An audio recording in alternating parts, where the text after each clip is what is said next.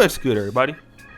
It's your boy, O'Shea Duke Jackson, back at it again with another episode of The Celebrity Junk. Dr. Umar Johnson went viral a few weeks ago for saying that in general, black men are responsible for the bad decisions of black women. This was the case. This is what he was talking about. It really pissed a lot of brothers off. And a lot of black women, of course, they agreed because it then exonerated them. But now I want to give a good picture here, if I can, brothers, of somebody who I think is the opposite of that.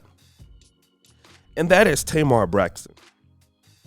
Tamar Braxton, unlike Toni, she's a great singer, Tamar is, but not a successful singer. But that was changing for her. She had to come out of that shell of being Toni Braxton's sister. Now, her first album didn't do very well.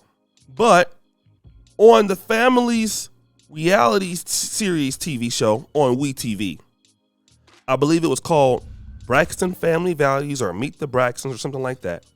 By season 3, she had secured a record deal. And then her husband, Vince, Tamar and Vince had a reality show. But then we started to see a change in Tamar Braxton.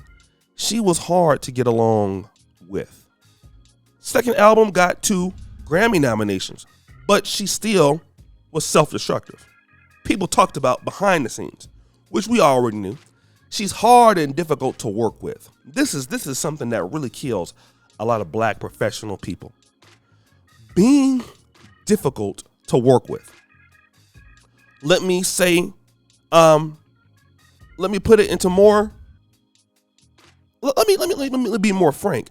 Difficult to be in relationships with. Difficult to work with usually is equivalent to being difficult to be in relationships with, right? No matter how beautiful you are, no matter what college you went to, this is what a lot of folks complain about. Difficult to work with or be in relationships with. Okay, it's no problem. Her marriage to Vincent Herbert was dissolving. Okay?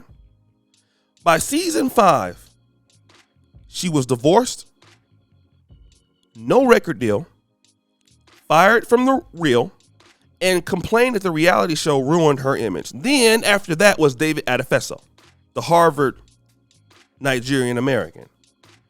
She lost him. Then she tried a suicide attempt, if you guys remember that. Okay? Now she's beefing, or recently was beefing with Kandi Burruss. Now, what are we seeing now? She's on, some of these one-off shows. She gets a gig here and there. She's falling off. She's older now. She has all of these particular beefs going on with people. And the reality is that her tantrums and outbursts and problems have made her broke. And she never accepted her issues. Can't get along with producers. Now she's dealing with this guy. I believe this is a white guy, attorney, a guy who's been, they say that he's a scammer or something like that. I'm not sure, but I see like he doesn't pay his bills. His kids already. I don't know how true these things are, but I've heard that he's a person to deal with, right? Then she had all of these problems in her family. The issue is that all of those Braxton sisters got a problem. Something wrong with it. But the reality is that a lot of ladies like Tamar, we don't want to say it, but I'm going to say it. They did it to themselves. Now, can some black men be responsible for not putting in the right infrastructure for sisters? Not taking care of women or providing resources to the community? Sure. That I cannot argue. I cannot argue that.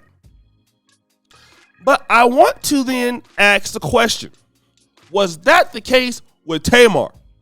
Tamar Braxton had a successful older sister, had a hand up, was able to meet the men that were like her. Tamar Braxton wasn't dealing with Pookies and Ray Rays. At least we don't think on camera.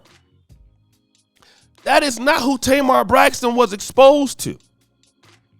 Tamar Braxton being attractive to a certain degree. I know you guys don't think so. Some of you guys, I think so. She had access. What happened to Tamar? Because Tamar leaned into her own understanding. One of the problems I see with blacks when they get some money, when they start blowing up, they fail to be humble. You can't tell them nothing.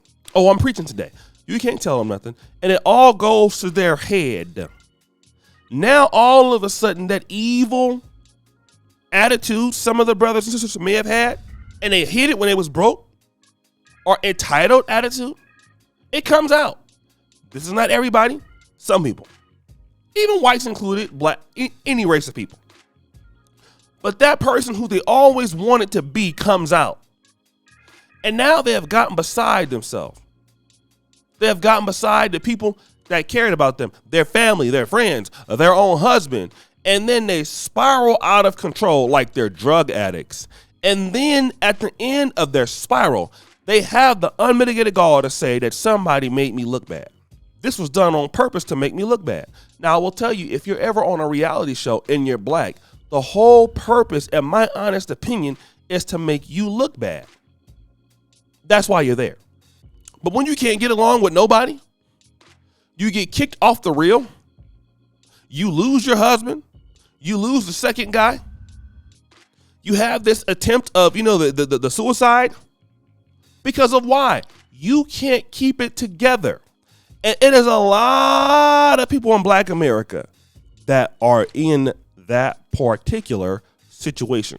They cannot keep it together. We always want to make excuses for them. I know we do. We like to lie for them, especially the women in our community. We love to continue to give them out. It's not your fault. But we're not going to talk about the women like Keke Palmer. You've had every opportunity to deal with the men that are like you. You've had every opportunity to be in the industry.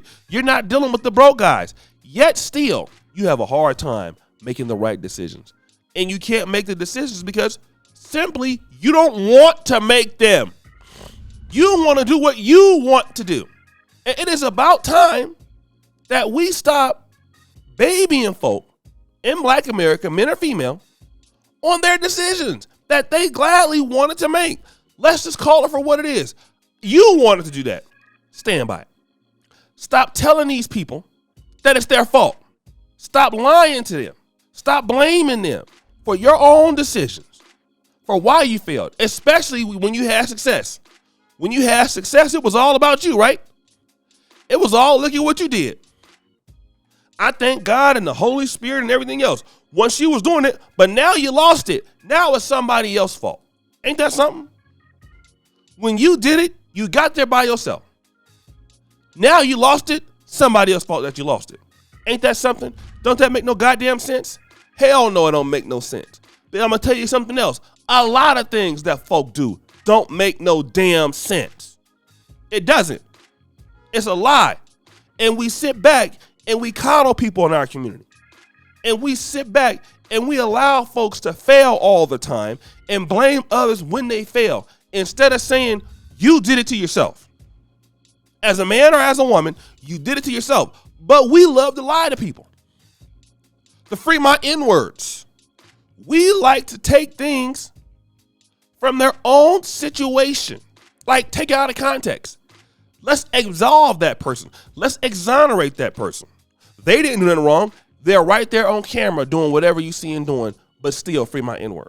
Then when you can't be productive, you can't keep business relationships, you can't have relationships with people, it's somebody else's fault. I'm tired of hearing it. Tamar had every reason to be successful. She did it to herself. Some folks do it to themselves. She's the one that did it to herself.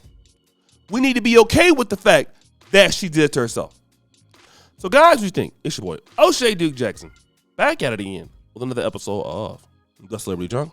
Push too far, you do. Sorry about the bell. We're out.